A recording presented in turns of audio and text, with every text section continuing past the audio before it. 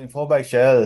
here to test chỉ bảy level của lệ tuần trong episode 70 MotoGP podcast HRSGP lệ HRS test anh này rồi tao với các con này thì đó hay cắn lại khúc mấy tuần trong số vụ anh tên này cắn man hôm nay rồi thì lâu bịa lắm mà podcast schedule pa ngay trong Wednesday hi cắn em tăng phụ chuyện à mà sẽ test kan nia HRS test Tuesday lệ Wednesday kami rồi news này nó tất cả con khom mà dan weekend akan tuma kan tum zeta kan man hunai dual thei lo hei tuna aron ti chok thei sha ma ha khel tak tak inom thina kan lom khop maya in thasun point thasun ma se dam phot chuan pathen zara chum lo chat lawa race weekend apiang hi choron ti ve zel kan tumanga thei chuan mo chung ta bo chu kan sei lu chuan podcast sa kan lu main thil tlem tlem sei kan dua I comment si kalau chia ve thina in comment section khat chuan tlema clarifying ai do nia ka hriate hei in bias stain on tichina nia ngai thatu zir pon ni thei viau nga hei chu market satain chat tip chu ti khati ti te chuan pet ko credit in pedulo ti te ke ma ni lam matang tak he chuan neutral theng ber chuan thil kan so in gain share thina tran big ta chu kan nei thewa ma se neutral theng berin an performance azir khan thil kan soi mai then ni ti kha kan soi fia ve duwa chuan Maverick Vanilla Sin vẫn ngay sang lầu về credit vẫn phải đủ lầu về thì thế này nó mà cần ngay sang lầu phone thì chia lầu mà sẽ anh đi level to chọn phụ một cái bọn podcast mà sáng sớm kan nghe best of the best với cái này to rider thì chúng ta cara millions of euros more dollars pon là millions of euros investment in race này cái tiền cara talk film lầu đâu thế cái tiền lầu ông cái chỗ hay rider tăng tên này compare to khá lầu ông về trên scenario khá bằng khan kan ngai dang karon soi nia tan ngai sang lo rider te tu po hi kan ngai sang em vek ti ha kan soi du shum shuma chuan tun heres bi kha thil thleng eng mo kha tam khop me a ma sabera chuan weekend pum khan en tu noi ni sing li chuang zet khan oma heres tu ne European round an tlan le na ma sabera ni boka borok po nei li chuan rin lo lu to pen qualify ha kan soi lut ngal pop banga pungon ten adu du soi bel thau se qualify a han rin lo Idu to ka soi phot lamo chuan ka rom bet ve zeu zeu chawa yes to khan tlak phot te pe lo chu tlak thot te Fabio Quartar all time lap record don siam in Mark Marquez record siam z kha ron khuma Yamaha bakin mak khop me tu main rin lo bi karing lo kha ting ma performance sharon nei kha qualifying bi ka pe chon tin ba ka kan soi fo thina Yamaha chu ama pon an problem chu qualifying a pon tlan chak thailo ti khani ta race an tlan chak thailo tuna chong qualifying an problem kha aron solve do ti chu ni mela chuan chu lai a chuan Fabio pakhat na dinga a partner kha somni pathum na ding thunga ma se kha ta khan Q1 kha tlan ve lo rin khan practice a han accident lo me a chuan ani hi avan duaya ake hlem hi la dam lo ni tin kan soi tu na po tu na accident na khan a ru tle mak khilia akut a ban rek ru tle mak khilia chu tiang vel te chu ni a chuan ngai te in qualifying lama chuan Mark Marquez kha pole ngei do ni kan te fast lap kha voi kha che to tan ni pe ka chu lu le de kha recorder on se zoya pani na ne chon pe ko po pathum na ron ni ta chon Alex Marquez palina oi league vel nei ni kha market sa kama dia kan soi fe fa ka khan oi league o ma chuan chumi ba ka chuanin I han sun zom zel phot te ton ti kan qualifying vel chu kan soi thok thoka race sprint race le race kha ti han soi chawanga podium ho te Ducati tang chan ngai le phota achan chu kan kaldan phung hi race podium te ho manufacturer tang kan tlang puya chuan podcast hi hei episode som sari na ni ve der to chu bi chung zong chuan Ducati hi podium ho chun ni do zel me kha wang khan Ducati tang han tan le phot menga Mark Marquez sprint race han pakhat na nia chuan Alex Marquez pani na chuan peko pathum na kha chu hei ngaya thil ni phung ngaya dong le kan nei thei do tran to inga sia tem chuan main race Alex Marquez pakhat na ni avoi khat nan chuan Marquez ate unaw hi MotoGP unawa race win thei om chun an ni ta ti khan an lom pu yom khop Alex Marquez pe chu nia emotional a unau pa tu ma se chuan panhina Fabio Quartararo main race a thenga chuan pathumna peko bakna ya kaka podium ho khan ni le ta pot se ti khan Ducati tanga soi tani lama pu ma te I du han soi pot te Marc Marquez sa chungchang te khami practice tanga qualifying khatiang so kha I du han soi chola chang karon bel biang ke ma pon ừ nia resi tuna isoi tangkhanin European League timela European League voi khat an tlana ania mitam tak chuanin Marquez a din hun chiang tak arun lan na tur trek a thadon tak tak em mo midang chunga leng tak tak thei ani donem chuan peko hi hetlai hianin European track atang hianin adin hun chiang tak Marquez anen anin thlauna le midang abik takin Alex Marquez anen anin thlauna hi ati chiang thei don he track atang hian anti thin khania race kan an thil zo ta eng ma chen chu chiang thokhat chun ka hria ama sabera chuanin I outright pace tlan chak thei patopa tlana tlan chak thei patop a chak theiang bera tlan anga ka chuanin Marc Marquez a hi tuman la tukin ka threlo a chan chu hmm I qualifying a khanin quarter road lap time kha aron beat thei ka ringa yellow flag kha tatlat ta kha hmm wang khanin khanin a lap time tha ho kha I'm pai ta chuan qualifying a te chuanin lap ni out lap le lap khat chak deuh khateng kha an tlan bak kha chu voi li ang vel kha chu tỷ phú viu lo chuan tlan hlei thei lo ta timing te khan tỷ phú lo ve deuh ni top lamah khan yellow flag kha ta sup sup ta chuan a a lap time tha per ang kha chu a nei thei ta lo ta quarter ro lompuyom khop maya aron pol ta a e ni chinai soi ang khan Yamaha kan peng zo konga Yamaha hian qualifying ama an ti that thei lo one lap a pe sang tak an nei thei lo kha chu an non solve chiang viau toin ka hria tu na hri hi chuan a ngoro ka sei sual Yamaha ni lo quarter a ro in aron solve kha chu mo hmm Yamaha khal dang kha chu ti em em in an non la sang chung lo ama quarter a ro zo khanin I helai hianin Heresa hianin din hun sang tak aron hau thei na chan hi na kina kan soi so zo ka ngoro ka du lo lama ka pe Ducati ka le le chuan Yamaha ka kan sei de wak do na Marquez kha record asiam ve a sprint race ala chak veka tungkuma chuan khating record kha thaviawa amaro chu atlan dan han en khanin quarter nen khanin a quarter kharon aggressive kop maya am sa zo kan ding zo kha start tra heta sprint race a khan Marquez khan ron le pela chuan quarter aron le pel le dana khan he anin fight na sa don hle maya le pre lo te chu abak chu Marquez ki atlan dei tho chu ka ringa ti ril ru pu khang ka lo ena chuan anin fight thu tu pa khan main street a chak zo na chu Marquez a khan ron outbreak a quarter a kol lu na tu taka khan Marquez a lo om sia Marquez a mo chuan a break a te ngun ngona a thuta a nuwa an interview khan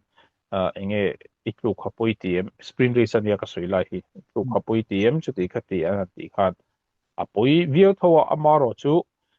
khati anga pole position kan la thei te le tuna chuan a ber anga ngai Marquez te kan fight thei shim shim kha ke chuan ma son na lian tak anga ka ngai atia utara ro khan tiang ni kha chuanin naktu ka chuanin inga mo pal thut om chuanin ya podium ve thei mai anga quarter ro hi kalau tiril ru achan chu pola ding ma se anunga mi kha Ducati khanin tla tur mo e eng tin chi ange anon chuk pheidon kha pet big lo ta chuan Alex Marquez a pahnina ron thleng lea pathumna peko kha chu result pa ngai voi tam tak kan pu to season a mo tiang chan thil dang lam lu tuk la lo chuan atu ka main race anan tlan kha Marquez ka start thalawa peko nei fight view maya ani hun rei lo te chung kham voi li voi nga vel anin le pe la voi khat pe chu a in tai de sak saka nom angreng khop maya e pe ko bangna ya khanin market saka le pe shim tumin atlan ti kha ria ta achan chu e race dang apo kan lo pu to chuan e qualifying lap ni lo race simulation an tlan khanin market saka thafal bi ke mema tlan rei de chung kha atlan chak thei bi kani chu wa chuanin ama an chu phei chuanin market saka ai malama akal phei le chuanin bidang tan bui kha le don ti kha hriat sa ke ni pon kan hriat thiam ve ania e peko tan te pe ka chon thil chiam tu pania chu wa chuanin market sa rhythm break tur khan ama hei atlan thei tur anga ain set tak tak ma khanin aron le pel ta sup sup maya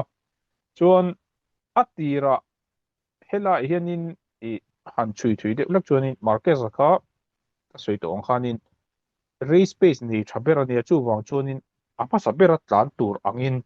ama pon ain ngai karinga chuan a khu te pon khatin zong zong khan a bike khan set up chu tiang mil tur chuan tai pressure kha an set bokani ama sabera tlan tur chuanin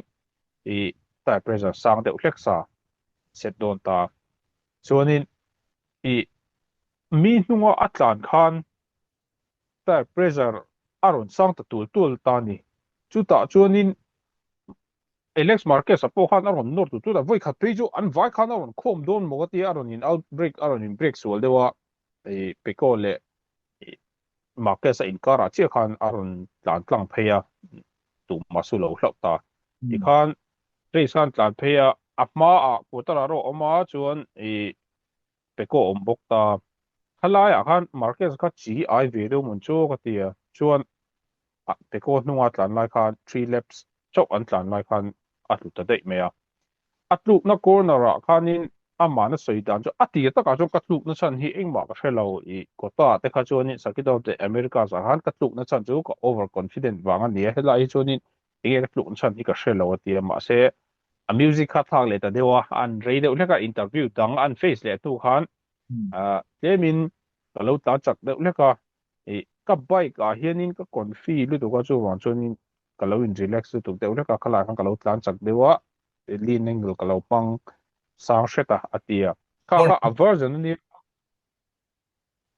left corner hello long nen oh left corner kha a advantage nei na nia ka ta khana tu ta box ya chuan mi thiam jok ten anan chuan chuan anan chui chuan ni china ka soi to ang deuh khanin lemin a masa tlan atum lu tuk khanin pekowa tlan laklo tok chin a malo om bok nen a chi ai ve deuh leka aron tlupal ta atum wang chu ni hau lawa ati sol ve liu liu ani amaro chu e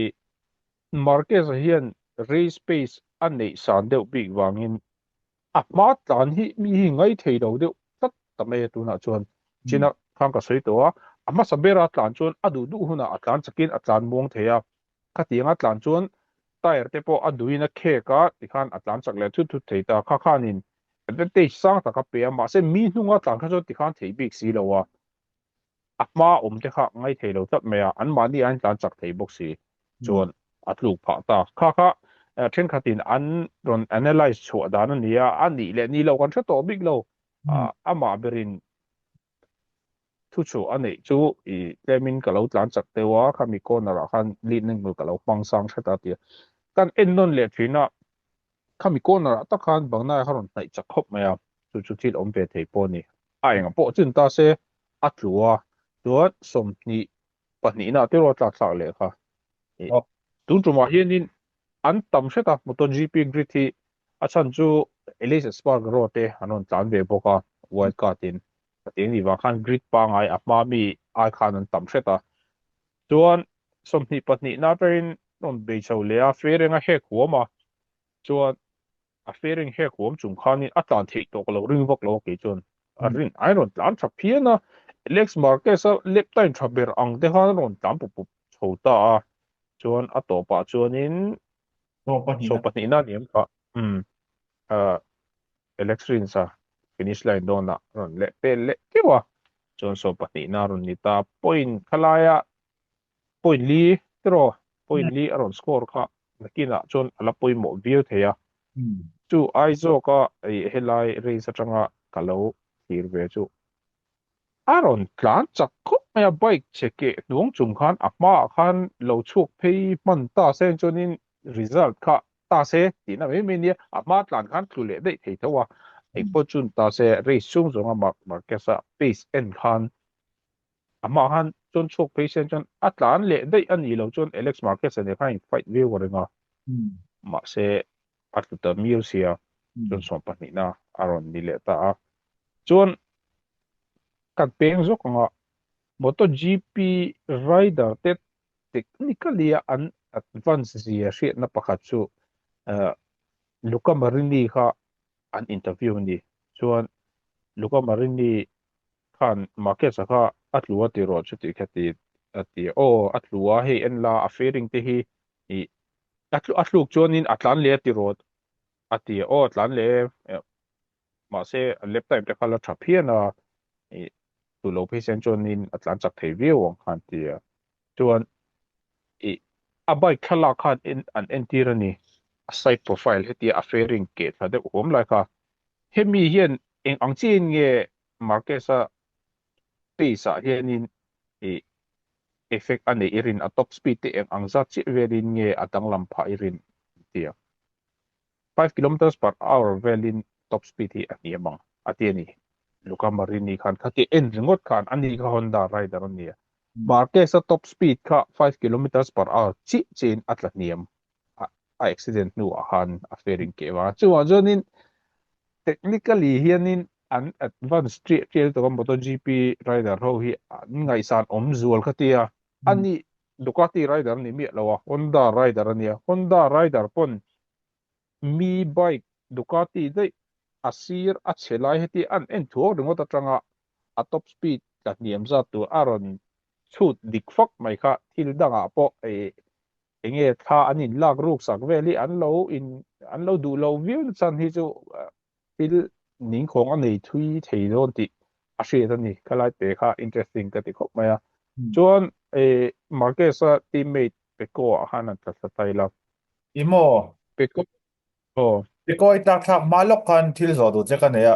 mark kan ya at mm kan he gom kan so ya fastest lap te karon la siama a bike khatia che chung mm last lap pe mm plan chak lu tuk mi dang zo zong ai mm plan chak ta chuan chu ta zona chu mark ka kan plan san do don to in ka sia e mm ki ko khana bike ka chia nga ting black flag lo ti kha soi tam khop me controversy khalai kha ne soi fiat dan do ni black flag lo sang kha mm i an sui dan rules chi akha ela hianin ka zu kher chok te bi chelo ma sa atlang puin damage wanga an black flag hi chu entina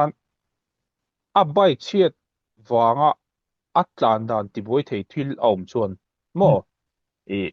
khami wang khanin an black flag train ta entina oil buate a khu chuai chuai engmo khati ang wang te khanin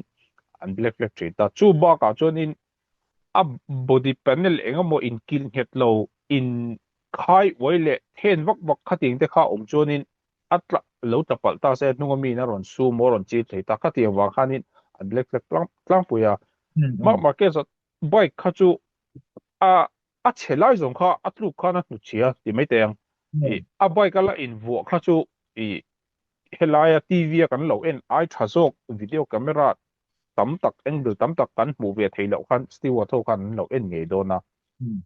a body panel vel kha han tlamai thei le midang ta na lo om thei thil a om lo ani hmela chu wang chuanin an black flag lo ani garing a an black flag lo khamo a om a chan chu ala tla chak ber thawa kha ti chung po khan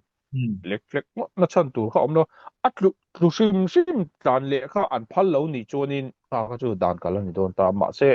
tlu ka tlan le kha an la phal sak sia ma na kha chuanin phal lo te kha tu ta chan chu bike che de mut mut te kha om wa khan a safe lo ti te kha an soi chu ka ma se kha mi dan kha chu tu na hen la pang che lo a tlu po kha thei chung chung tlan le ti khan bike in thei chung chu ma ke sa po a bike in thei chung chu tlan ma ni a tlu po khanin second of the Americas a khanin food dress để lam tel lo khan thui tak kha chu tlan thawa at kha po race space kha enge atlan dan speed kha midang aya mong lu tuk le midang ta na flo om khan atlan tlat lo mo nen an tlan chak thei mi lo khan lo tan lui reng sen chon black check nge nge yang chuan abai ka khanin thil engmani in khai oi nu te om se tin engmani coolant te oil te thau sen chonin lo thei len black check nge nge ma se kha ti khan ni tlat lo a ata chak ber ala ni tlata chu wang chuan black check lo na chan kha ni mel yes don peko don lu ro le nè peko hi apuai na hi aril mel ko me a chan chu enga moni thil ki ma hianin om nikum bike feeling kha kala nei le thelo te nikum bike kha khal te kha an ti de utu ta ma se a khal ta lawa an phal chi kha ka ring lo dewa a chan chu nikum bike kha khal chon alex market te ne na nin mun ang khat renga khan ni do ta factory ti ma na chan kha don chi lawa chu wang chonin ma so na nei thei turin har sa takin thil an developer lo be gear kha chu a fu chi lo niang chuan imo kan soi to thin angin ante tap chon shem i engine ka ai nang vek kan ti se enge khalai khan thil boy thak theilai ang kha han soi fi do la khalai kha hey 3 4 bike vek khan ni se tunan man te bo shem hey electronics ain anglo an electronic package in anglo electronic si poi mo to lu tuk ta engine brake zong le acceleration zong mo a ka kha chu thil tlem te ni a variation zong a bike engine ko sak dan zong ron thil tu chu electronics ania hela enge che tiam dan chun ECU khani mai ECU programming kamo ECU mai lo khatil thil dang tam tak electronics cha kang tak tak om to ta mo to GPS khami bera kha danglam chu ni ta tu na po hianin kina kan soi chu to ko ringa helaian reizo hian atu ka khanin test an ne khalaya an test ber chu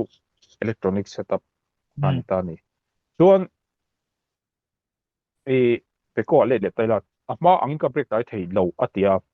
ka break hianin engmani dik lo la om chata ka du ang ka break tai thei lo wa khalai advantage le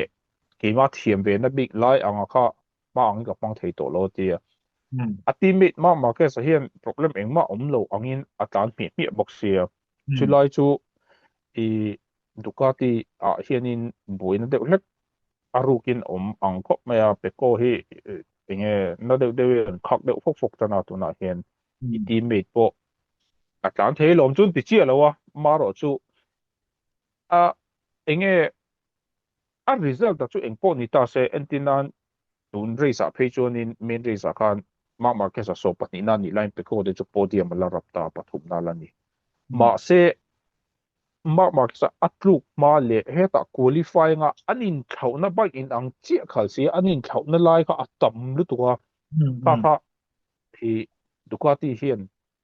peko hi din hun sang zo ka kan hlan chho angai kan chan pui angai an ti deuh reng maya ka tian ti reng chonin i tla chak theilon ti na ang kha ani deuh ber maya chuwang chuan an ni a po hian tlem chonin an nuam lo ve deuh chan mai the peko tan po hian chuan market sa po hian ka lo chut ve dan chan he dik ka ti na ni lo ka chut dan ani a in ngai dan ni le ni lo kha chu ek polon ta se Honda lai khan bike dik vak lo kha khat vak vaka a dik lo na lai kha skills kha na cover a chuan result thadeu deu ne a chaw chun bang de na tlua chu tieng deuh lek chu aniem o ka tia tuna po hianin ho deuhin tluk ngot hi a chinga pekuan breaking a unstable deuh lek a dik tok lo a ti na hi ma ke sa hian a skill hian engemaw chen run khu ma se a khu thei lo chin le engemaw a ron lan chuan na chin kha om ve a om mon chu o ka tia chu tlai a chuanin ho deuhin tlu le tup zel ta ni ani le ni lo chu khala kan data ka zun nei big lo ma se ka lo thlir ve dan mai mai a hianin an bike 24.9 factory Ducati bike a hianin a that chung big deuh anga lang si hianin a rukin engmani fu chi lo na chu om chu ong ka ti pekon a fi la hi market san market sa phak lo tak wanga khatianga I chun nam siam chu ani lo wanga chan chu voi ni lai champion to ania I market sa a lo big lo zia chu market sa mo market sa ti kha patni nom to ta pakhat ka din hun sa ta ka alexa kha rin hlang chho ve to se khala khanin ngai po te po om ve te ya market sa a lo big lo zia chu main race sa anin le pel kha teammate an ni ti kha hriat tawh lo re mi dang zo a khan an in dim lo fal mon chu ti tur ang khan an in uma amaro chu pon lam atanga an lan dan chuan khatinga an han ti vel nuwa po khan kan in kara hen chemistry chia in ngir ngo na le in ngi lo na eng ma ka patin kara hen a om lowa he team hian pason theina the to pin I kan data zong zong kan in share kan ti tu na kan patia kan tlan tha theina tur hian ma the to pin kan la in lungro takin an la ti zela a dik lo na po kala mulo tu thleng hian an pati in kara hi chonin anin nekveu na chung khanin landri dun bok theita eipon chun ta se a chung Ducati hi an chung nung ma amaro chu tun kum factory bike hi Alex Marquez an bike ne hian ang lo hret a khala an lo hret na la ya kha a thalo zog de lekin factory bike hi a om hret a man chu ka tia a chan chu Alex Marquez hi a tha ma amaro chu tun ang hian a tha ngai lo ngat nge voi le khata ti hian ron thattak thut na chan mo chu ngai tu tham takan ya chuan Morbidelli po hi na rei to ta ni kuma po GP24 akhalani atan tha lo GP24 khal khan tu kuma hian GP24 tho ala khala Dijen Antonio le Mark Marquez le Peko Bangnayan GB24.9 an khala heng ho a teammate a hian ka tinge aron tan thattak ren Morbidelli tun race ata khachon atlua howa ma se atluk ma po khanin atan that ta puita a teammate zok a teammate kha bike thazok bike version tharzok bang si a khan chu nin helai hian keima chut ve dan chun GP24 bike nikum bike kha tuna factory kit 24.9 a hianin tuna an tlan to china hi chuanin advantage ala nei hret ani mel chata atir hani soi to MotoGP tlan ho reng hi chu superstar ve kan ni emo hleka advantage or disadvantage an nei khan lia tham takin aron lang thin ti kha hela hian ti chiangin ka hria Morbidelli te po main chu ti tu kan ni lo ma se bike tha an khala chuan tuna GP24.9 khal te hianin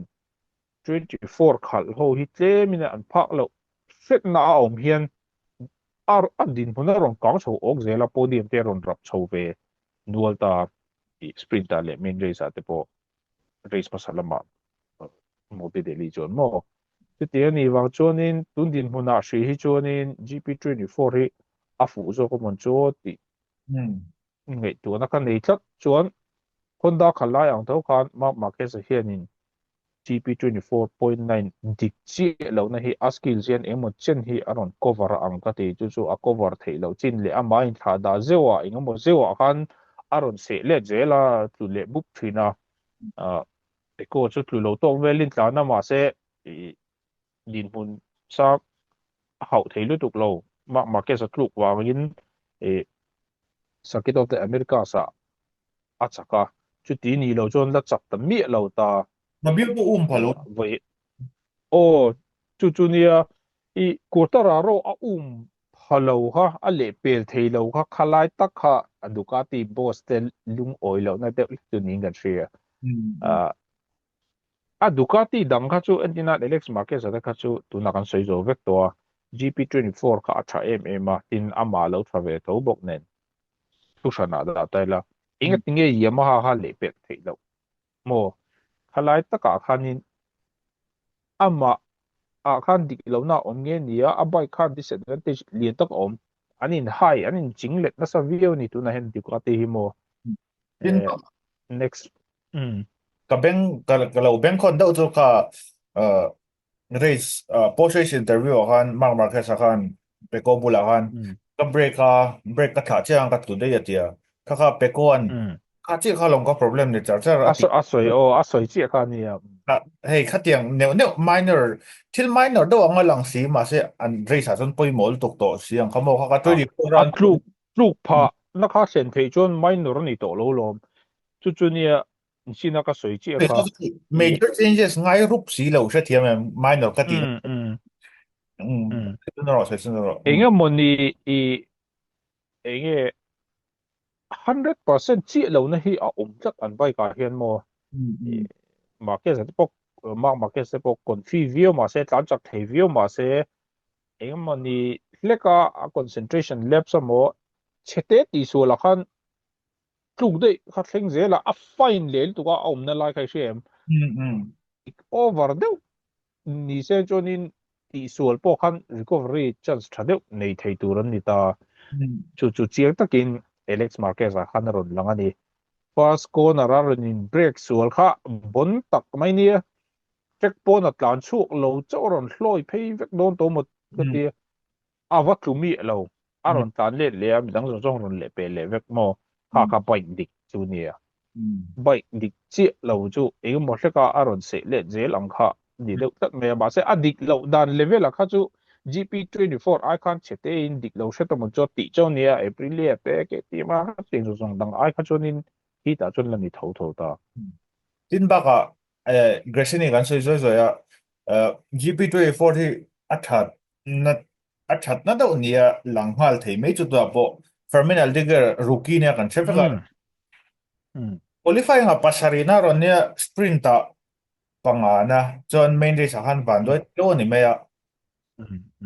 tin test a po pasarina bo kan rookie khatiang ko perform thei chumo hey Fermin rider siani chu lom in rookie bon tun ang level sang to Dijian ta voi khan ron tel da kha o tôi nan khal khan mo o di jen Antonio khan tuk lo ti deuh reng tat a bai tha jok khal tur ang ngai si khan mo chuan lai hianin e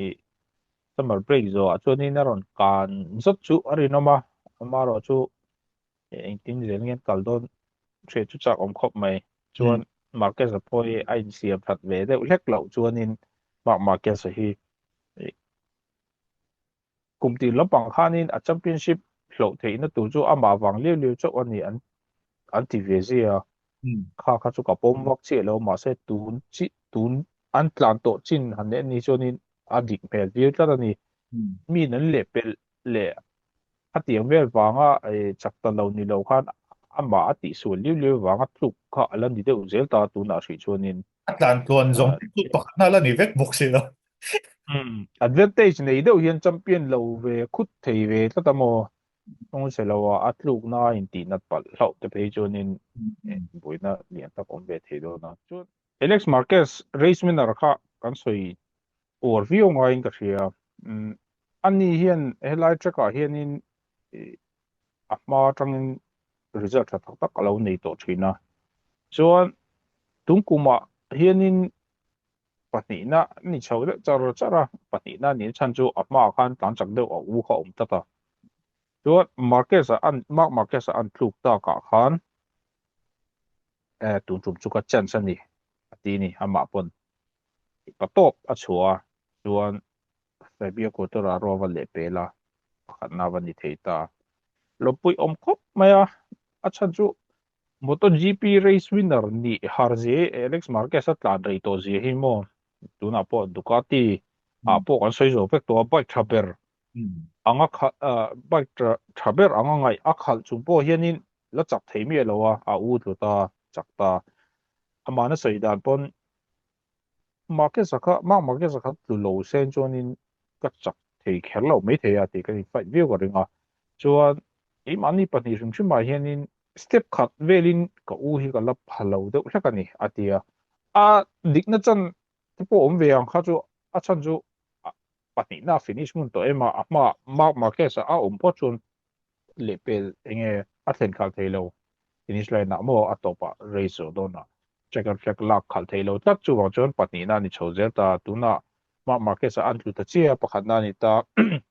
Marquez a tlu lo a tlan tlung taka a tlan chung hian pakhat na ni thei do nem ti hi ka en chak berpol nia an u nau an in fight hi an in market say na dim deuh hlek thin ka hrian nau hi chuan dim lo sawt ang reng khawp mai a i an unawa in sut thluk boi te pawh hi ni kinah chuan la awm nge nge dawn in ka hrian tlan dan an tlan chho zel sela championship a points te an in bet tam chho tur tu lang mo kinah chuan in chung ko pawh boi na chawh lo ti pawh shit me lo ni ei ei pawh ni se ta ka chu ke ta chuan a pu na ma ni mai a tan zel phot zela chuan Ducati dang ho hi Dijen Antonio ti vel kha chu sui tur ka ni vak lo a Yeah. chuan Hmm. Morbidelli pawh tlan tha dawn viau a thlu te a Hmm. tun race hi chu race hi a tlan tha vak lo a bila tho vak lo Morbidelli hi mo nakina race tanga che Hmm. Morbid ila ka sprint tho ha so ina niya chuan permin aldik mm che pangana niya chuan mm digital niya paruk na chuan mm morbid ila ka main race a atlukan cervical concussion na niya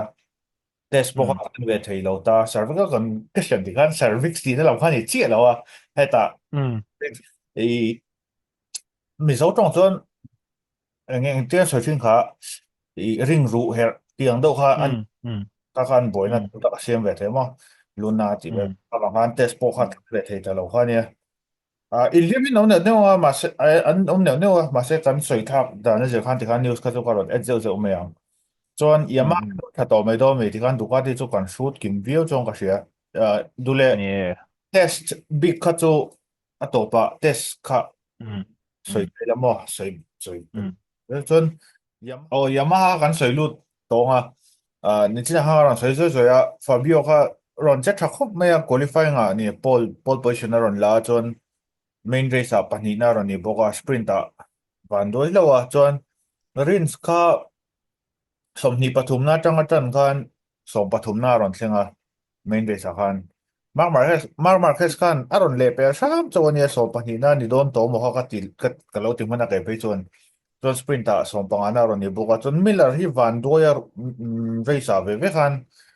race atlan kon lo ta ve chuan Augusto Fernandez ka som paruk na le som pasari na ron ni boka som paruk na main race chuan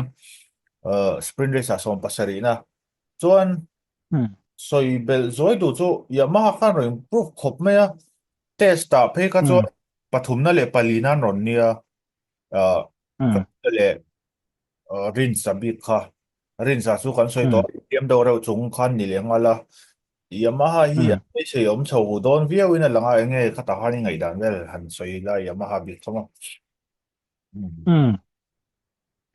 e season tir lampang te le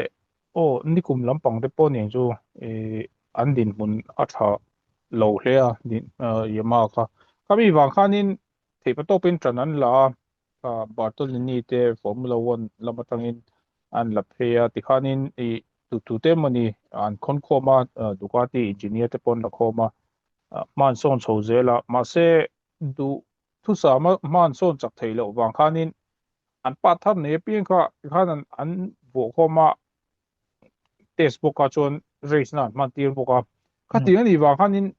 setting mumal base setting ang kha an nei mumal theilowa e quarter aro po khan tu na kan khal le a nu lo kan khal hi a in ang lo adang lam na sa theilu tu ga eng e dik lo khoi zo in nge development kan kalpui dan tur po hi hria ta har lu tu ga te chu wan chonin thil thar engma ka du to lo a ti top ani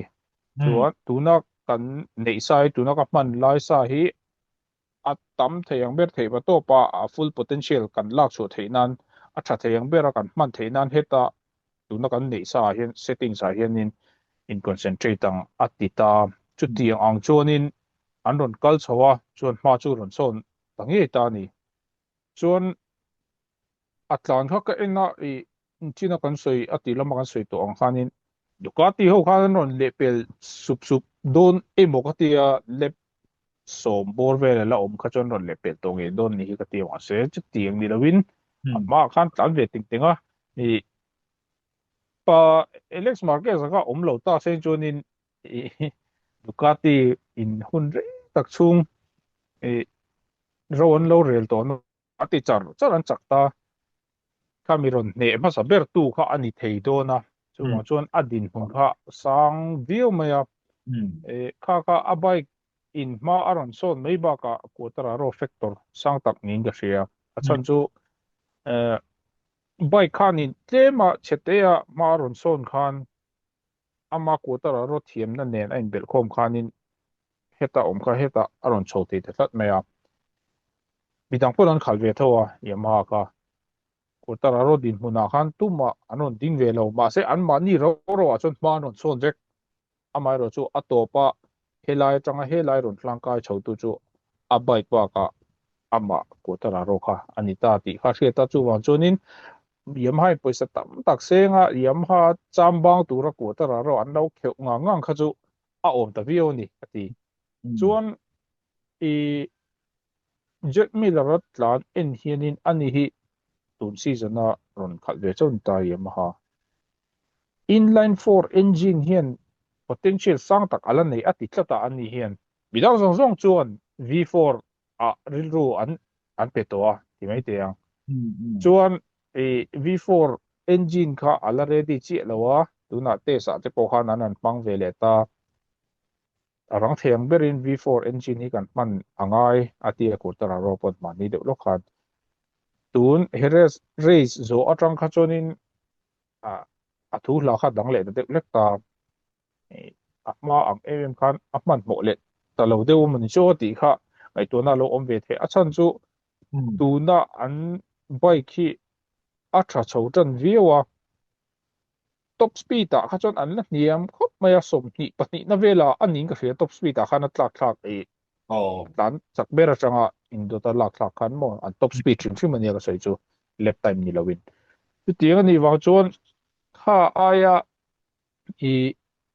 chak deuh hlek kha bike khan ni ta sen chuanin pakhat na kha ani thei mai nge mo ti kha ngai tu na kal tui khop mai chuan quarter aro shrim shrim hian RS track a hian record nei tha em ma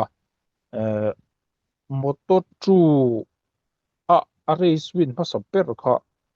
RS a hian dim o ani ka hria MotoGP race win ma saber chu ani chianga RS a hian tu wang chuan helai a hianin i hi a thiam na track ti mai te ang quarter aro thiam na track ania ma se a ma zong po kha nan tla to thin thawa a ma zong ti la ni ku ma te ni ku ma sa te po a bike in chete aron zirve lo chuanin a thiam na track po ni som sari ma se zian nei thei lo mo tuna chuan e Mark Marquez te Ducati that wang line an ma ama po a that wang lai kan ti thei chu tiang ang ani lai chuan Alex Marquez aron tha chho nen bike tha nen kha ti ang zong zong in car a han pot position ron la theya chu mai ba ka e sprinter khan atlu hlawa tlu lo ta sen chuanin podium lon nge mok katia main race a poimo zo ka le harsa zo anga mi zo nan ngai race thui zo ka pati na chiang takin aron ni theya ti pal thil thu engma om lovin acha chu market sa tlu kha chu lo da thatai la pakhat na ni la pon tu chuang lawa ni kha market sa kha chuan atnunga pekoan thei pa topin ron phalawa ama mi alexa kha chu phalo hreta tiang kha ni ta helai a hianin quarter aro factor hi chui tham omin ka hria achan chu hetiang ani don chuanin hetiang ang chi track heres ang chi track a hianin Yamaha hi din mun sang tak anon hau chho theize lang emot i chu lo ngai to ven ni achan chu e apalo ka track an tlan ka ta ka chu main street thui tu ka ni ta e heres a hianin street thui tu ka om lawa connecting corner pakhat khan corner danga hring phei ti khan zeu zeu reng ngai ti zung zung ngai ni ta khatta chi khanin Yamaha kongkuala athat na big kan ti thin kha helai tleng pon V3 ti te o R3 te pon ning chu kongkuala hen nuam big MMA MotoGP a po alo la ni thoni chu laya chuanin a top speed niam big na kha a deficit lian tak oma kha hemi track big a hianin chu til tukin langsar lo ta ama thiam na track lo ni hrim hrim bok nen chu chuanin pahni na aron tlangkai chhote ta main race a chuan tesa po atlan tha viwa chuanin test khan soi kai chho ha lo tai la race no hian test om hal kan ti kha hei chu official test ani official test a hi chuanin official rider te main race rider te hian in bike an test ve thei vek ta official test an ni lo chuan test rider te chawin bike an test sei khalai kha te thiam lo an pal ta ki tu na mi chu official test an ni tu na tan lai jong jong ten bike an test ve thei vek chu ta chuan an V4 engine kha an test nge ya chuan inline 4 inline 4 engine tu na an man ang version hi achak deuh hlek chi an test boka chuan season 2007 2027 na engine format thar an man tur 850 kha an test telem on tia aruk chuan an test tel an ring ani ta hianin kha chu soi the ni lo ta engpo ni se V4 chu an test ge ya 1000cc chuan ma se he V4 engine hi arang the ang berap man ni se anti lui lai khanin Yamaha big lampang chuanin an thu chu asiama chuanin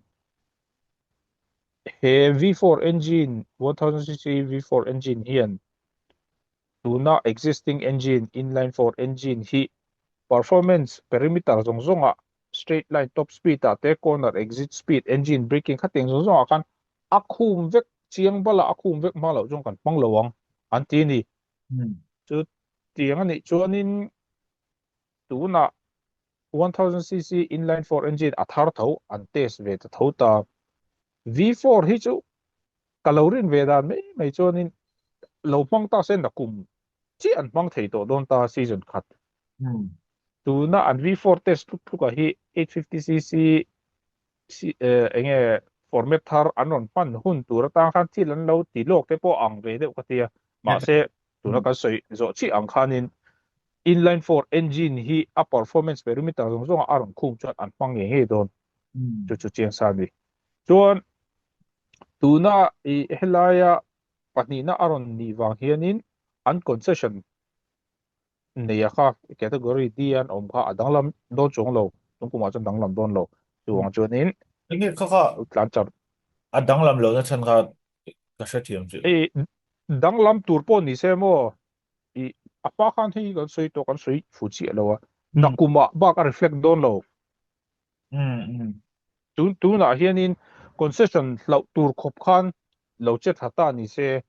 tun season a chun concession khan lan nei don to nakuma chang in reflect don cho chu wa chuanin ani heng kha poi mon mai ani chuan chen sa thar le mai tro a chan chu nakuma engma changes om don si lo ai siam engine mi then kha chuanin kotara ro te tuna tlema anon che thata hianin concession lo an hlau wangin che thadu lo deu im o chu ti kha ti te kha sak po wa po ngai tu na kha om ve tho amaro chu ani don lo kha khamo chu wa chu thei to pan changang yes ka sa thiam chuan ya ti khan Yamaha chui du tok do mai mi du tok o soi tur vak om lo han soi bel em tur ka shelawa a top nan kotara ro lo that zia alang chiang le ya chuan an bike hi a track azirin a competitive cho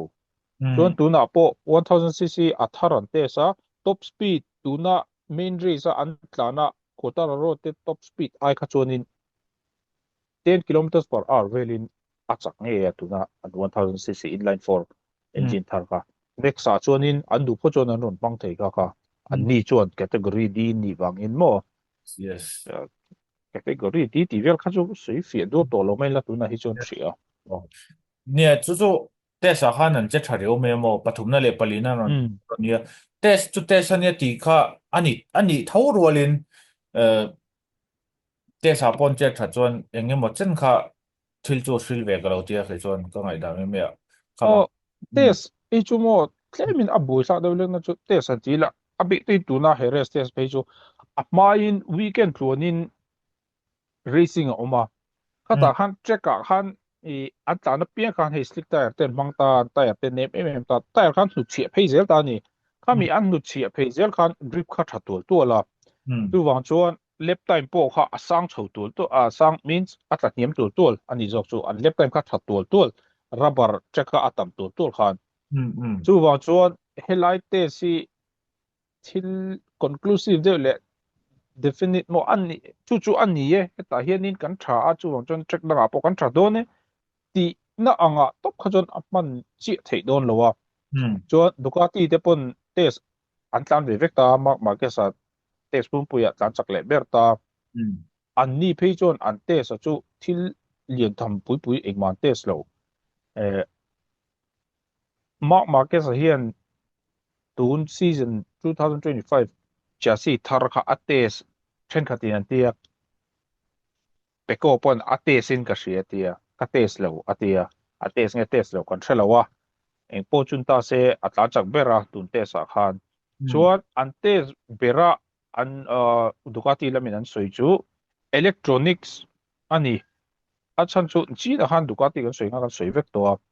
engine khan ni kum engine thawal an nia ni kum engine ti khanin ni kum mi kha an pang ni loin ni kum engine format kha athar tho tun season tan engine mi pakhatan engine pasari mo ti khanita chuan khata khanin engmoni ti dang lam an neya chu electronics an neya khami an ti dang lam khanin ati chak bela top speed a pet bela chuan acceleration a pe bel ma se braking lama har sana ron siam khalai siam thatur kha na sa takin an test ani next race a hianin eng ang chin nge ron reflect don lamon an tlan dona quarter a rote ram france a top main straight lu dona el mang keng ka kan en thina ka tlan hi har karina a curb a le lampang trek wat tlan chung deuh tre pa wat tlan lon deuh te kha ngai mo a MotoGP ne bike chak to nen pe jan har sa ti ka ringa chuan a tiang kha anexan tlan na turan nia Yamaha hi an le ta la Yamaha handling tha an nei kan tia quartararo te ram lo ni bok nen chuan tlem thil thar te pawh awm ve thei dawna an ni tan chuan next race a hen next race tlan chu ka en cha khop mai quartararo hi mo chuan rin sa hi a beidong man tre toi ka hria tuna hianin an in hliam ve le deuh reuh nen amaro chu ani pawh hianin temin ma chu ron sawn chho hret hret a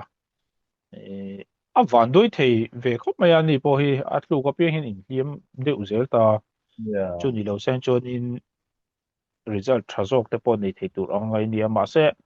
a teammate a phalo lu tu khi he ta Ducati pahnih in thlau deuh hlek kan soi let engmaw zat khan an ni phei chu an in thlawa team chungah hian engemaw chu a awm ve tawng nakuma i contract khi eng ting ani dawn ti te pawh a ri ve tawh mai thei ni maw an in thlau lu tuk deuh hlek a kha chu lo thei lo nia chan chu tha deuh deuh an din hun ron luat tur kha an in no tuk tuk renga khati laia competitive overload lo ti ran kha chu a fu ber lo a ma lo chu rin za te chu tuna pon sei zo chia le ma a zi om chuan a ma po qualify ber kha ti hlei thei lo ta tlan tlan tha ve thei lo ta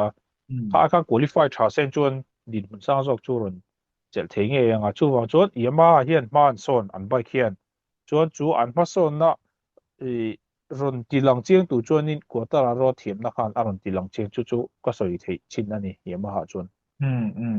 tuan ni test cái sấy rồi à manufacturer đã cái lũ mang theo cái rồi bề rồi rồi mark khá là sấy rồi à ha mani ai gra an shem khamo enge software lũ man located khami kha lam tang hian an vai hian mang tan don ni mera chung te bo chun test kha ni mela enge ka ta han soi chen rồi đuôi nem tun soi tur ka nei lo ka chu i kalau reflect chiang zo kong kalau ngai chu ta chun ka mi news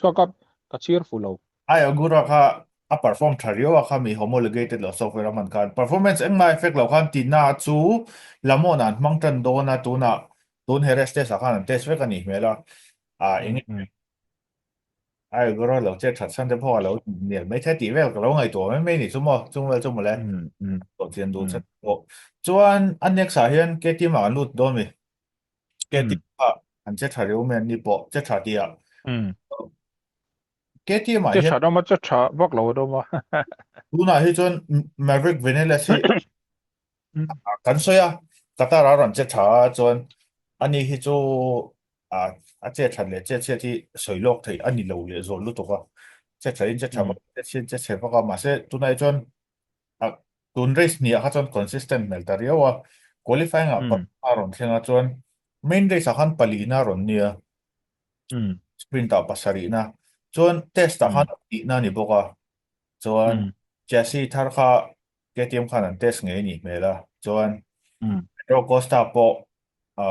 compartment syndrome arm pump nei chung khan pangana ron thenga um chuan main race a pasari na chuan sprint race a som na mo chuan binder kha main race a paruk na ani boka chuan sprint a som pakhat na eni bastini hi che chebera chu ti chung chuan top 10 chun ni vek um akwana aron thenga um chuan um sprint a som pali na chuan nia news pakhat chu to ha soi zo chia Pedro Costa kha arm pump lo ne chu chun zeya masel lamon na chot lan the um kha um nghe KTM bị khi anh improve thầu big big cho nó sẽ dem anh ni hiện chế boy um yêu độ khó nhỉ um compartment syndrome ti ta chuanin socket chan tra po han zai xong tiền là bộ an an bike khal chak lutuk le nge ban tha man ngai na sa lutuk ki an ban hin tur le chu wang chon nia upper body strength anga ban sek teng zel hi mo kong chin chung lampang ha kha ngai na sa ni tu ni MotoGP bike chak ta de khal tu chon chon nia KTM hi a bike a shim hianin ma ason over chon ka shelo ừ amaro chu bevik vinales a hian podcast ma sa intinge kan soi to kha abai kan chinglet na sa hle a chulai a chunin until the bera lang chu america hianin hei KTM chu kan soi to a ma pun kan soi tam to braking stability an nei tha a brake he ni amaro chu corner exit a chole la ma han a ke nung khan grip a nei tha lo lu tuk ta chu chuanin an chuk muang zela ừ min o cham takin an le pel zela top speed te chu nei tha lu tuk ta ừ ta chak thei ber ber an ni straight line a chon ma se corner atanga a chu chak lo hret wang khanin khala khanin advantage midang in an ron la thin ta ừ chumi tizi om tur chuanin a bike frontal weight bias de in an mangtlang puita a malama hian weight a penasa tlang puyan bike ho hian a chan chu brake force distribution mo brake na takan man khan a nge thu theina turin malama hian weight tam turin an set up ta a nung lama weight pe tam deuh lek turin Maverick khan a weight distribution ka a son ta ni ừ chuan chuanin danglam na lian tak a siam chhota a khal danin kha amil jok bok nen a ama a lo bon ve chung bok nen ừ chuan corner a mai exit a nei tha chuan Ducati te rol pon tlam ta pur mai a ừ kha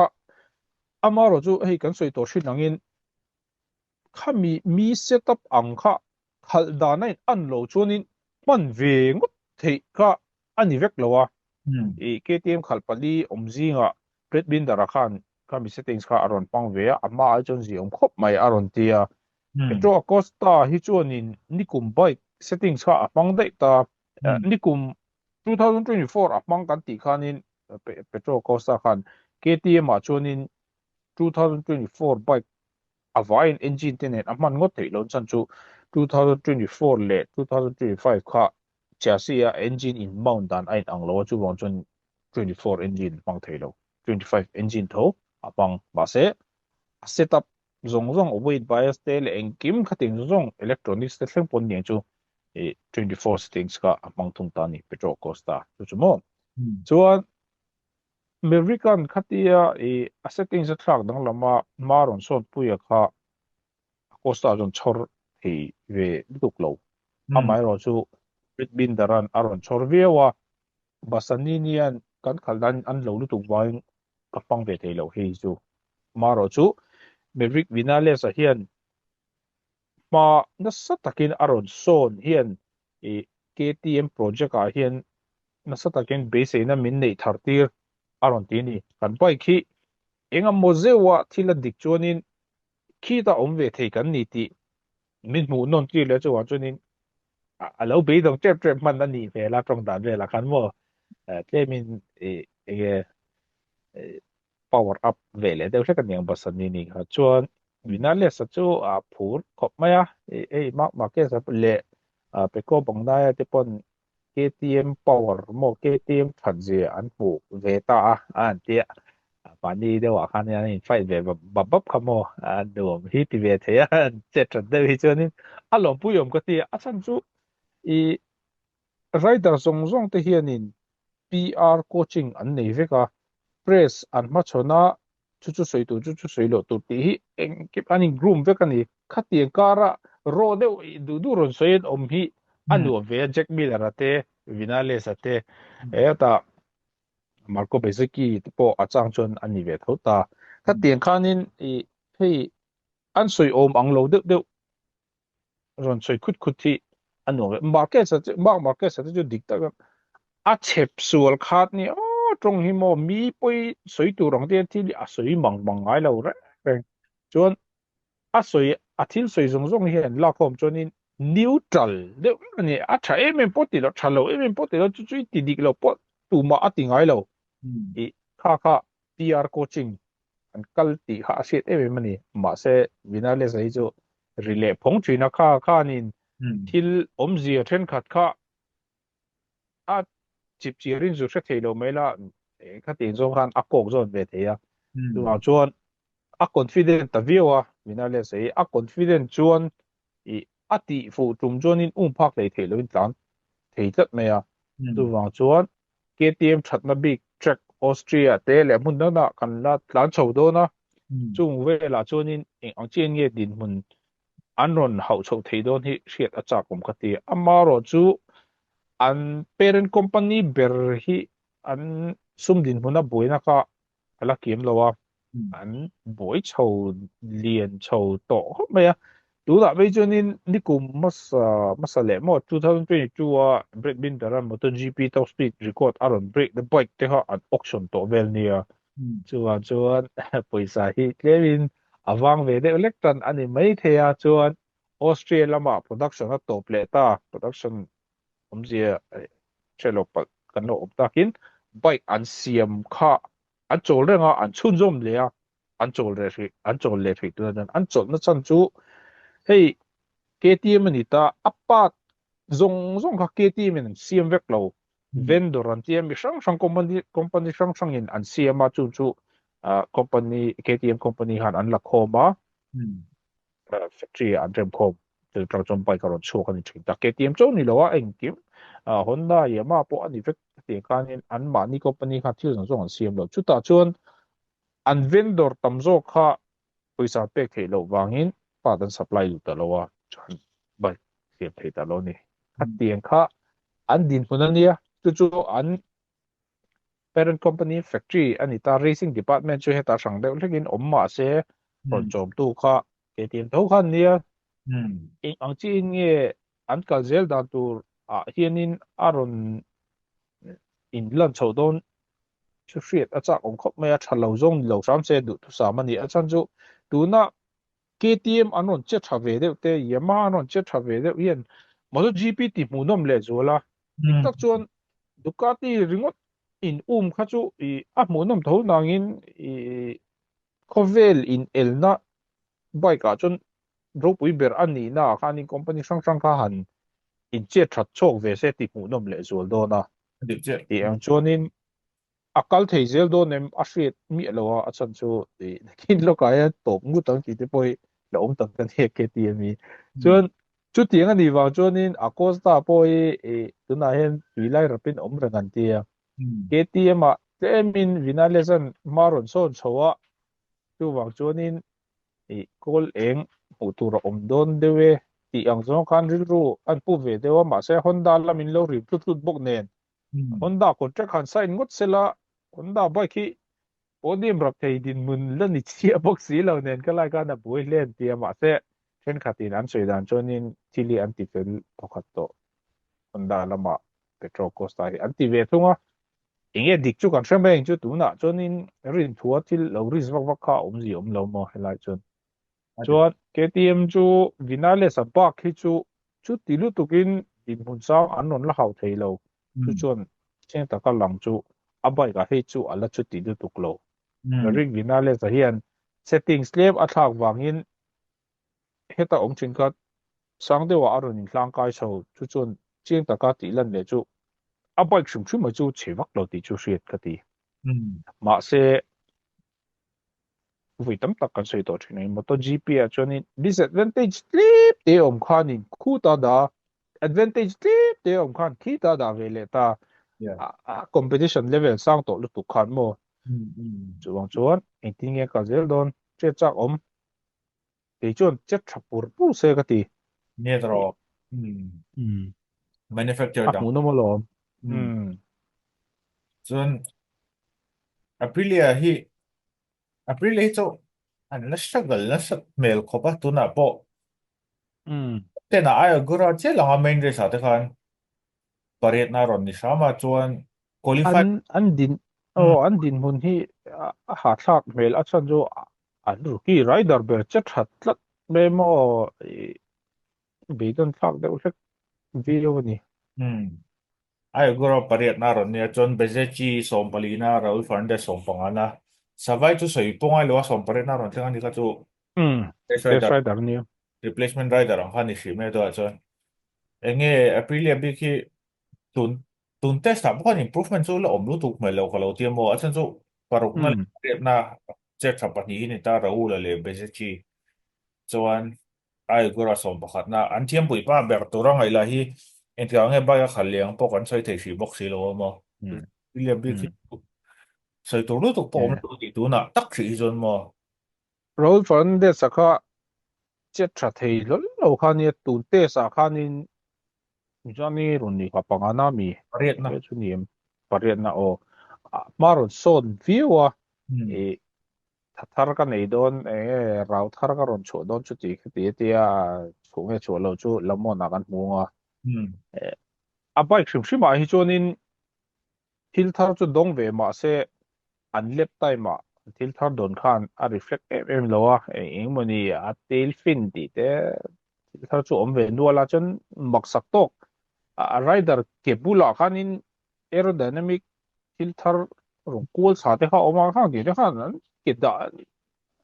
a khal te ti bui lo mun le ka ti tu ru to lu ko mo bike hi bike po ang to lo tre pa ni ma chu an kal chhodan chu ni ta apoi mo bera chonin i tu na mi te hi tu na an rider nei ho hi test rider a om ta a ba zong chu race rider ni ta racing rider ni ta khang ho khan development khi ta level sang ta karon da chho tu ha ang kal pui thelo ang ka te Martina hian be se ne sang tu ka ne a chan chu mania aron tlan ve zo ya khan ni karin ai de ron tlan tha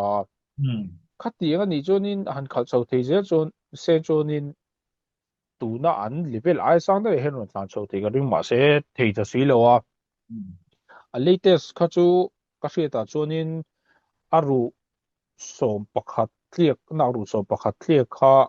pathum chi ala dam lo a ba jong chu dam ton thia pathum tliak pokha la tu ru viawa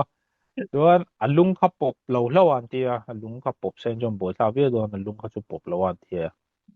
amaro chu bike khal le shim shim chu soilo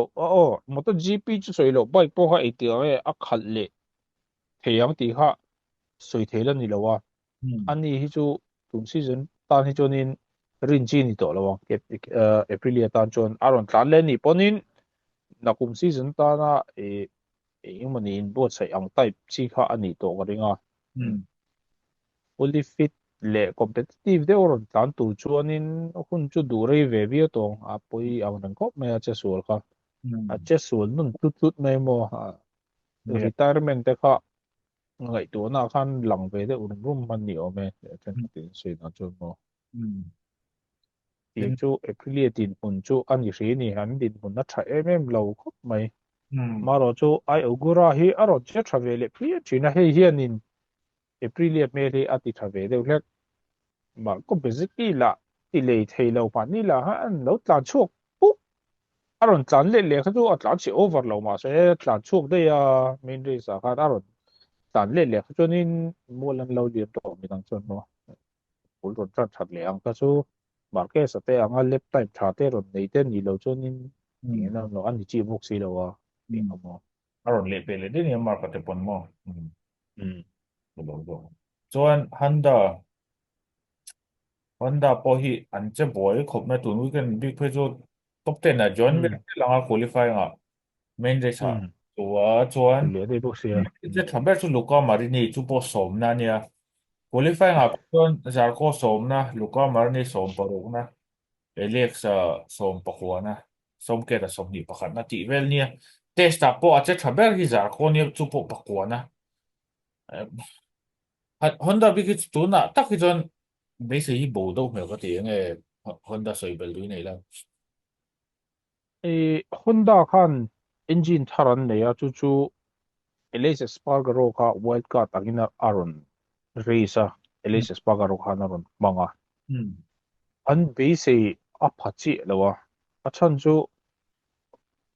kong ko ya khalan dum to em man ti tu nan bai ki ma se top speed nei chel tu khan hasan lian lu tu ko siam kha wa kha top speed nei thaturin an ron engine tharan ron siama top speed chu nei thage ya 5 to 6 kilometers per hour vel aron geina maro chu thil danga khanin pass on overload ni mela ừ mà sẽ mà cái sát lục tổ tu à khan in Elias Spargaro này hay fight đó sao mày à các phụ nó bằng rằng chân chú à lệ bền mấy thầy bị đâu nè mà cái sao khan mà cái sao khan at lục tổ nu à rồi tan lệ khan à chạy rồi bây giờ đấy Elias Spargaro nè rei khóc mày à khát tiếng khan rei lâu sen cho nên khá ai din hun sang cho khát lên thầy mấy thầy tên thì kia là ừ Elias hi à tan thà về rim mà chú mấy bà à bike hi cha over tu ni lo ma se tu na an om na level a hi jonin top rider tu na ko ta ro peko Marc Marquez te hian khal ta se chu ai sang chun thlen thei chu ka ring nè tro tu na mi rin tha tok lo ve de ulak chu ka ti ti giờ me có MotoGP ôi a vai la khoma khati ang han throi rol kan mo ừ race winner level an chi lo ta tu na hi chon ừ Camera podium lon phalo tok vel ừ palina vel hi chu ni pathei fur aw chuan oma aw engemaw thil ai click fu chuan ừ ừ se chu tiang ang ai sang thleng tu chuan midang an tlu rui te pawh ngai mai thei ừ Yamaha ai khanin thokat lai ka an sang chho kan ti tu na chuanin Yamaha in an khum hri deuh ừ ang ma sa chu pawh chu Yamaha pawh ka kawtara ro wang deuh liu kha ala ni ve tho mo nè chu tro chu rider pawimawh zia kha lang ve tlat ừ kawtara ro ang level hi hian Honda hi khat ta se hei a hi chuan result tha chun nei nge chu ka rin nè tro tat achan chu mira aron tlan that ve deuh tum hian rin ai na ron tlan chak thei phian ama se a topa tlu le zela ni kha chu mo ừ ừ ka mira ka zu da ngem na ni lovin ừ kawtara ro te ang level chu ni lo deuh fi sia na chuan mo ừ ti ang level khan an khal se chu hei ai din pon sang chun hawang ma se ừ tunal lan dan hi chuanin KTM Yamaha KTM KTM hnuaiah an lo awm nè tro chuan i Aprilia hi thawk palai vel nè changin ta chu chai ta tro chú tiếng là tuna ri chu Vinales a in khat thui em ei ừ chuan test à khoan taka kha somni pakhat na ro ni boka chuan Pedro Sa hi somni pathum na chuan lamona khan taka hi taka nang ka gami kha ron world card don boka chung da po chu kan hmul be sei la enge ya hei aron cha thang ti nan lam khani lawa an ni ta chu mo test rider ne ta ase TGP rider te ron tlali boka chu mu chu cha khom ve taw chu ka law ti mo le lama Elisa Spargaro khan in a soi di viewing ka ria ka pom pui zong taka ni race rider atanga test rider a kan tlak chi hian kan bike khal dan zong zong le kan ngai tu dan zong zong hi thil dang lam cheka ti achan chu chumi bike chumi pa chuan enge na tho pason na mem nge apa ain thalo thek nge dit mun nga ya min om tir khat ti ang zong khan in drill ru hi kalvek to ati chuan tuna world cup ta aron tel po khanin podium fight ti vel kha chu karil ru to lo kha chu race rider an oma khang ho mo phut na khania ke chu ta hi chuanin development kalpui turin i racing scenario race tak taka khan khatin thil thar te khan 18 nge 18 nge 18 nge khosak mo pa so dem son lo em ti che turin karon tan ve ni me ta ti chu che chu engine thar aron pan na chan khan ye bidang khan tu man ve lo wa ma chu khan aron pang tan chu test rider role ania test rider kha anon race ve tho ma se hetia lo race te reng nen kha jonin i an tlan dan mentality kha dan to wang khanin ing mo zeu te ro sura ten tlu duala non che thave vi te ni lo chonin test rider hi chu che tha over tura da tur an ni to lo chu ti bok chon la ka gami po race rider ni lai pon bon turu over kha ani lo wa chuan a bai ron khal tura po honda ni kan soi zo vek to chu na khan competitive deuh chu ni lo wa tam re me me nga mấy tỷ mấy la aron ta na nga bike test pa in mo pat thar aron test anga kha kha a that chuan tanga chung lon leng a ti khan ti ma du tanga se khan yeah chuan ti khan enge soibel du ila nem tun podcast kan du tok don nai mi nei me to lo acha chu podcast si kan nei har lu do ka soi tur ka khol khom sa po ka thei kin jat to yeah tak tak lo ti khan election championship ma shoya point za somli pon chon khatin za som thum pakwa chon pekwan 120 chon morbidly fal sa daw lega pali na somret pali moto championship hi ngai nom chau viau don na hiat chuan lamon hi mu nom viau tora be sei la lamon zo kai mu le thawng zo potential dap chuan a top na pakhat thil kan belle du me me chu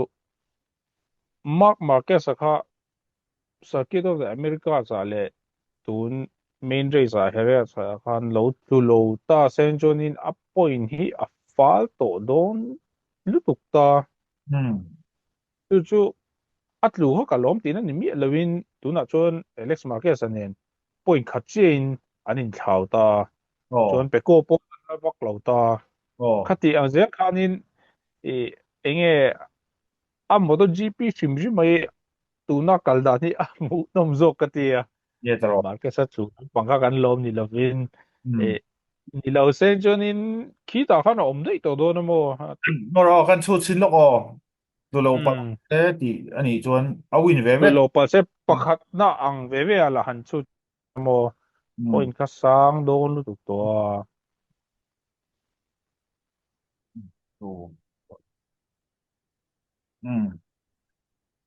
point som nga pahnih vel li don to tina ni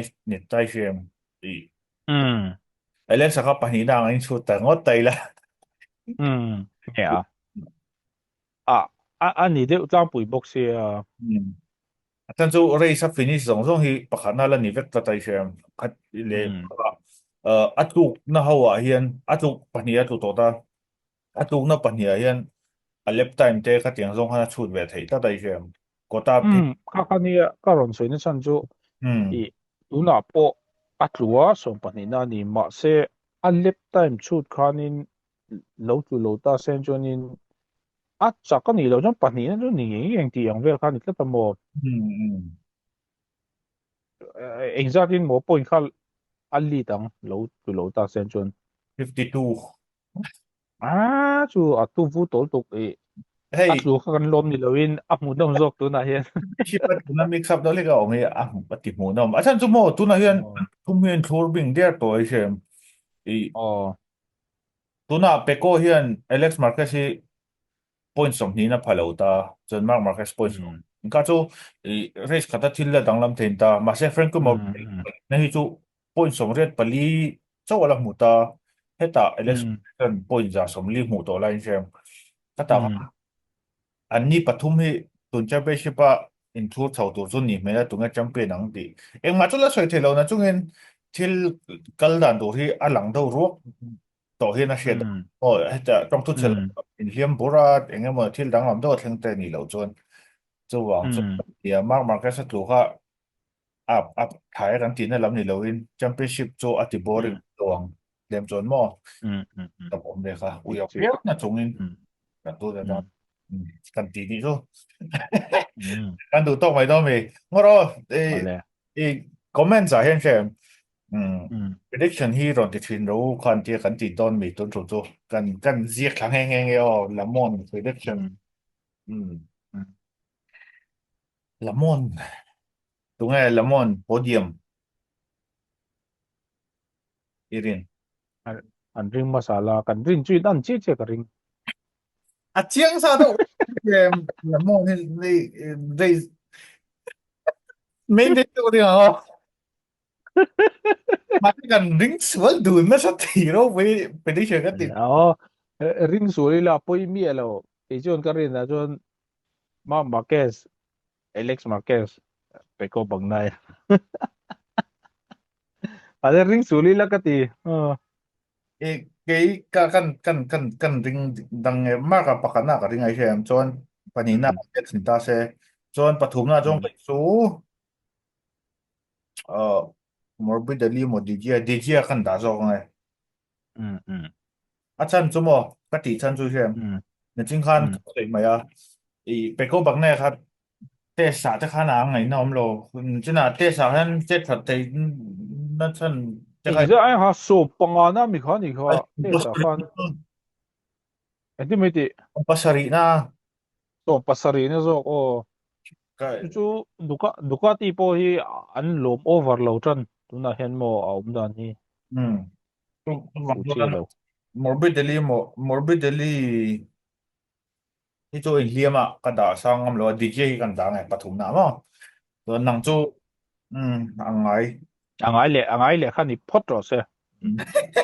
จนที่ข้าการิสดิกเราตั้งเลยอัชานี่ไหมอ๋อเออตัวนั้นฟิวสเต็ปพวกกันดูแลรอนเปรดิกแบบบอกกูแล้วมั้ง next race อ่ะที่เนี่ยข้าคอมเมนต์ละมาขันเนี่ย comment ste kan lo share thina ngai nom tak tak le lo om tak tak tam thin khop me kan lom tak zet chu ti rolin ngai dan ni che lo kan lo soi ta pon kan ngai dan kha kan soi ve ne me le la ma mo hat an in se thiam to ni la ti kha ka ron soi tu ni thir tu te hin za vai chunga lom tu kan soi bye bye bye bye